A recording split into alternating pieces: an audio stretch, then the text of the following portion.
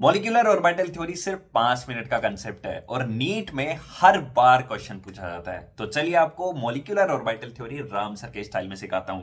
उसके लिए आपको दो नंबर याद होने चाहिए। Electron less than equal to 14, जब इलेक्ट्रॉन 14 या 14 से कम है तब आपको नंबर पता होना चाहिए 2121, और जब इलेक्ट्रॉन 14 से ज्यादा है तब आपको नंबर पता होना चाहिए 1221। याद रखने की ट्रिक ये है, जब इलेक्ट्रॉन 14 या 14 से कम है तो नंबर बड़े वाला 2121, और जब इलेक्ट्रॉन ज्यादा है 14 से तब नंबर छोटा वाला 1221। अब इलेक्ट्रॉन की बात हुई है तो आपको इलेक्ट्रॉन निकालना भी आना चाहिए। तो फटाफट अपन इलेक्ट्रॉन निकाल लेते हैं। O2 में कितने इलेक्ट्रॉन होंगे? एक ऑक्सीजन में 8, तो 2 में कितना हो जाएगा? 16 इलेक्ट्रॉन। O2 प्लस में एक कम कर दो, है ना, 15 इलेक्ट्रॉन। O2 माइनस में 16 में 2 ऐड करना है क्योंकि 2 माइनस है, तो कितना हो जाएगा? 18 इलेक्ट्रॉन। तो आप पहचान जाओगे 16 इलेक्ट्रॉन तो कौन से वाला नंबर लगेगा? नंबर भी लिख दो यहाँ पे, 14 से ज्यादा छोटे वाला नंबर 1221। 15 इलेक्ट्रॉन 14 से ज्यादा 1221, इस तरीके से। तो सभी में आप क्या करोगे? इलेक्ट्रॉन काउंट करना, और कौन से वाला नंबर आएगा इसके आगे वो भी आप लिख देना। अभी तक आपने एमओटी का 50% काम कर लिया है। अब ध्यान से आगे सुनते जाना। पहला केस डिस्कस करते हैं जिसमें इलेक्ट्रॉन 14 या 14 से कम होंगे। एग्जाम्पल के लिए B2, N2, C2 और N2 प्लस, और भी हो सकते हैं। इलेक्ट्रॉन काउंट करके आप पता कर ही लोगे। इलेक्ट्रॉन 14 से कम है तो मैंने आपको नंबर बताया बड़े वाला 2121। अब आपको सिखाता हूं कि 2121 और 1221 क्या है।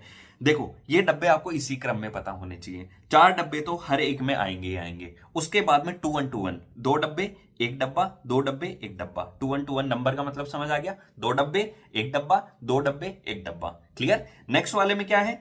जब इलेक्ट्रॉन 14 से ज्यादा होगा तब नंबर क्या है? 1221। देखो, 4 डब्बे तो इसी सीरीज में आएंगे। उसके बाद में 1221, तो एक डब्बा, फिर 2 डब्बे, फिर 2 डब्बा, फिर एक डब्बा। तो इस तरीके से आपको पता होना चाहिए। तो चलिए मैं आपको अमोटी के बारे में जल्दी से सिखा देता हूं। यहां पर देखो, ये स्टार वाला लिखा हुआ है sigma 1s, sigma star 1s।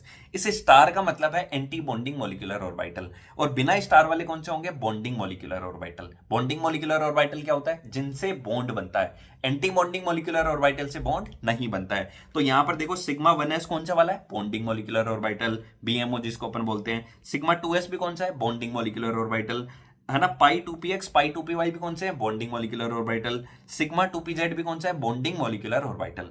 ये स्टार वाला कौन सा है? Sigma star 1s, anti bonding molecular orbital. Sigma star 2s, anti bonding molecular orbital. जो भी स्टार वाले हैं वो एंटी बॉन्डिंग मॉलिक्यूलर ऑर्बिटल है, और जो बिना स्टार वाले हैं वो बॉन्डिंग मॉलिक्यूलर ऑर्बिटल है। तो अभी तक आपको चीजें समझ में आ गई होगी। 1221 वाला नंबर वाला कैसे है? इलेक्ट्रॉन अपन काउंट कर लेंगे। स्टार वाला एंटी बॉन्डिंग मॉलिक्यूलर ऑर्बिटल, बिना स्टार वाले बॉन्डिंग मॉलिक्यूलर ऑर्बिटल। एक एग्जांपल लेके आपको बताता हूं कि इलेक्ट्रॉन किस तरीके से फिल आउट किए जाते हैं। जैसे N2 का एग्जांपल ले रहे हैं, तो N2 में कितने इलेक्ट्रॉन होंगे? 14 इलेक्ट्रॉन। 14 इलेक्ट्रॉन, तो नंबर कौन सा लगेगा? बड़े वाला या छोटे वाला? बड़े वाला नंबर, है ना। तो ये 2121 वाला। तो इस तरीके से आपको डब्बे बना लेते हैं। 4 डब्बे तो रेगुलर आएंगे, उसके बाद में 2 डब्बे, एक डब्बा, 2 डब्बे, एक डब्बा। क्लियर? अब इलेक्ट्रॉन 14 इलेक्ट्रॉन अपने को फिल आउट करने हैं, तो मैं यहां पे फिल करता हूं। 1 2, एक डब्बे में 2 इलेक्ट्रॉन आते हैं। 3 4 5 6, फिर 7 8 9 10 11 12 13 14। 14 इलेक्ट्रॉन कंप्लीट हो चुके हैं। अब आप मेरे को जल्दी से देख के मेरे को यह बताओ कि भाई साहब, यहां पर बॉन्डिंग मॉलिक्यूलर ऑर्बिटल में कितने इलेक्ट्रॉन है? तो ये बॉन्डिंग मॉलिक्यूलर ऑर्बिटल 2 यहां पे, और 2 यहां पे, और 2 और 2 4 यहां पे, और 2 यहां पे। तो कितने हो गए? 10 इलेक्ट्रॉन। बीएमओ में कितने इलेक्ट्रॉन है? 10। एबीएमओ में कितने इलेक्ट्रॉन है? जल्दी बताओ, एबीएमओ में कितने इलेक्ट्रॉन है? एबीएमओ में है 2 इलेक्ट्रॉन यहां, 2 इलेक्ट्रॉन यहां, 4। मतलब स्टार वाले में 4 इलेक्ट्रॉन है, बिना स्टार वाले डब्बों में 10 इलेक्ट्रॉन पड़े हुए हैं। बस अगर आपने बीएमओ इलेक्ट्रॉन निकाल लिया, आपने एबीएमओ इलेक्ट्रॉन निकाल लिया, तो आपने सारे काम कर दिए हैं एक तरीके से। अब देखो, मैं आपको बताता हूं बॉन्ड ऑर्डर कैसे निकाला जाता है। बॉन्ड ऑर्डर निकालने के लिए आपको सिंपली क्या करना है? बीएमओ इलेक्ट्रॉन्स में से बॉन्ड ऑर्डर निकालने के लिए आपको सिंपली क्या करना है? बीएमओ इलेक्ट्रॉन में से एबीएमओ इलेक्ट्रॉन को माइनस करना है और 2 से डिवाइड कर देना है। उससे आपको बॉन्ड ऑर्डर मिल जाएगा। BMO electron minus ABMO electron divided by 2 करने पर आपको क्या मिल जाएगा? बॉन्ड ऑर्डर मिल जाएगा। एक बार अगर आपने बॉन्ड ऑर्डर निकाल लिया है, तो फिर अगर बॉन्ड ऑर्डर ज्यादा होगा तो बॉन्ड की स्ट्रेंथ भी ज्यादा होगी। बॉन्ड ऑर्डर क्या होता है? दो एटम के बीच कितने बॉन्ड बने हुए हैं। जैसे ऑक्सीजन O2 होता है, O2 में 2 बॉन्ड बने हुए होते हैं, तो बॉन्ड ऑर्डर 2। N2 में 3 बॉन्ड, तो बॉन्ड ऑर्डर 3। H2 में एक ही बॉन्ड होता है, तो बॉन्ड ऑर्डर 1। वो आप निकाल भी सकते हो, है ना। बॉन्ड ऑर्डर ज्यादा तो बॉन्ड स्ट्रेंथ भी ज्यादा होगा, और बॉन्ड को तोड़ने के लिए ज्यादा एनर्जी देनी पड़ेगी, लेकिन बॉन्ड लेंथ क्या होगी? कम। मतलब बॉन्ड ऑर्डर ज्यादा तो बॉन्ड लेंथ कम, बॉन्ड ऑर्डर ज्यादा तो बॉन्ड स्ट्रेंथ ज्यादा, और बॉन्ड की एनर्जी भी ज्यादा। अगर कोई भी अनपेड इलेक्ट्रॉन प्रेजेंट हुआ, किसी भी डब्बे में अनपेड इलेक्ट्रॉन प्रेजेंट हुआ, तो आप बोल देना कि मॉलिक्यूल पैरामैग्नेटिक नेचर का है। और अगर सारे के सारे इलेक्ट्रॉन पेयरिंग में है तो आप बोल देना कि डायमैग्नेटिक नेचर है। अब देखो आप कितने टाइप के क्वेश्चन कर सकते हो। आप ये बता सकते हो कि बॉन्ड ऑर्डर कितना होगा। बॉन्ड ऑर्डर आप कंपेयर भी कर सकते हो। आप बॉन्ड ऑर्डर के बेसिस पे बॉन्ड स्ट्रेंथ का ऑर्डर भी कंपेयर कर सकते हो। बॉन्ड एनर्जी भी बता सकते हो कि किसकी ज्यादा किसकी कम होगी। और बॉन्ड लेंथ भी आप बता सकते हो किसका ज्यादा किसका कम। आप ये भी बता सकते हो कि कौन से वाला मॉलिक्यूल पैरामैग्नेटिक होगा। आप ये भी बता सकते हो कि कौन से वाला मॉलिक्यूल डायमैग्नेटिक होगा। और यही क्वेश्चन रिपीटेडली पूछे जाते हैं नीट में। देखो कुछ क्वेश्चन आप कर भी सकते हो, है ना।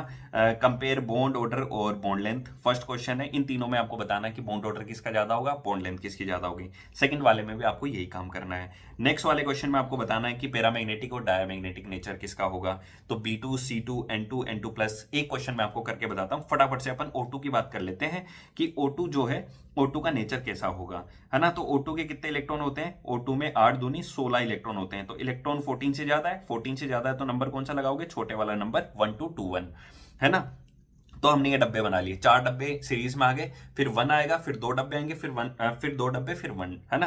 1 2 2 1 ऐसा ही है। 16 इलेक्ट्रॉन फिल करने, तो देखो 1 2 3 4 5 6 7 8 9 10, इनमें कैसे बढ़ते हैं 11 12, क्योंकि पहले एक एक इलेक्ट्रॉन भर के फिर पेयरिंग कराते हैं। फिर 13 14, फिर 15 16। देखो अनपेड इलेक्ट्रॉन पड़े हुए हैं यहाँ पे, एक डब्बे में एक इलेक्ट्रॉन, एक डब्बे में एक। तो ये कैसा नेचर हो गया इसका, पैरामैग्नेटिक नेचर हो गया। O2 जो है वो पैरामैग्नेटिक नेचर का हो गया। पहली बात तो ये। चलो इसका बॉन्ड ऑर्डर बताओ जल्दी से। बॉन्ड ऑर्डर कैसे निकालते हैं, BMO के इलेक्ट्रॉन माइनस ABMO के इलेक्ट्रॉन। तो BMO के इलेक्ट्रॉन काउंट करो फटाफट से, 2 4 6 8 10, है ना। 10 इलेक्ट्रॉन हो गए BMO में। और ABMO में कितने इलेक्ट्रॉन है, 2 और 2 4 और 5 और 6 6 डिवाइडेड बाय 2 करोगे तो बॉन्ड ऑर्डर आ जाएगा 2। आपको पता है कि O2 जब बॉन्ड बनाते हैं तो बॉन्ड उसके बीच में 2 ही होते हैं। Getting my point. इस टाइप से आप MOT के सारे क्वेश्चन सोल्व कर सकते हो। अगर ये वीडियो पसंद आया तो आपको पता ही है कि आपको क्या करना है। बाकी मिलते हैं नेक्स्ट वीडियो में। Bye bye.